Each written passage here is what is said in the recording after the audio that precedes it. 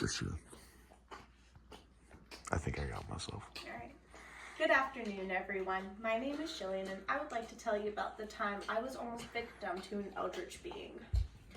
Earlier this summer, my husband, friend, and I had decided to go out towards 4 Mile, where we stayed on an unmaintained trail. The spot was beautiful. There were huckleberries just sprouting out from the ground, and there were wildflowers and bugs just everywhere. It was basically paradise on earth. That was until the sun started to set. As it got more dark, I began to notice how quiet it was, taking note that I couldn't see any living thing anywhere. That was until from across the road, I saw a deer emerge from the bush. There was something seriously wrong with it. It was so skinny, and its fur was discolored and ragged. And its back legs looked just a little too long. I initially chalked it up to chronic wasting disease, but deep down I knew it was something deeper than that. I could immediately feel the hair on the back of my neck stand up and my heart drop into my stomach. And then we chased it off.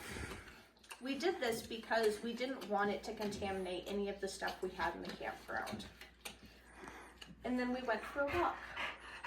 But when we got back from that walk, the deer hadn't left. And it had actually decided that the chips we had were a delicious snack.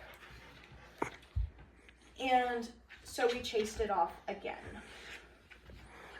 And as me and my husband were trying to discuss whether or not we should start a campfire or not, our friend, who was looking off into the trees at this point, said, "I think the deer is back." But deep down, we knew it was something more sinister than that. And we immediately decided to pack up and leave. And as I was taking down my hammock, I could feel myself being watched. And I looked up into the trees where our friend had initially said he saw the deer again. And instead, I see this black mass rising above the tree line. And I quickly averted my gaze. And I could feel myself starting to shake as we packed the car. Once it was packed with us inside, we dumped the chips on the side of the road and sped off. And as I looked in the back rearview mirror, I see the deer standing there, watching us leave, but it made no attempt to follow us.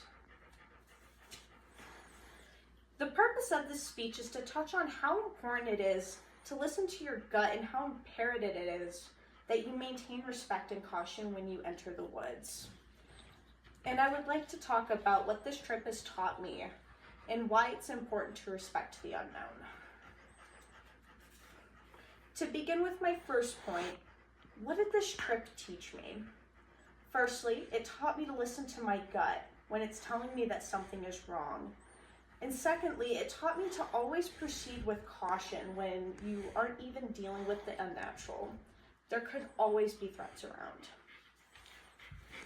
And my second point is that it's always important to respect the unknown. If we hadn't known when it was time to leave, we might have never come back. There are things in this world that we don't understand, and if we don't respect that, like countless others have failed to do, there's a chance you won't come back either.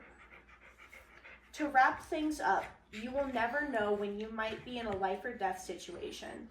Knowing when to trust your gut could save your life. There are forces out in nature that we do not understand, and they don't see us as exceptions to the rules. Whether it's a landslide, an old spirit, or even another human being. Proceed with caution. Your life may just depend on it.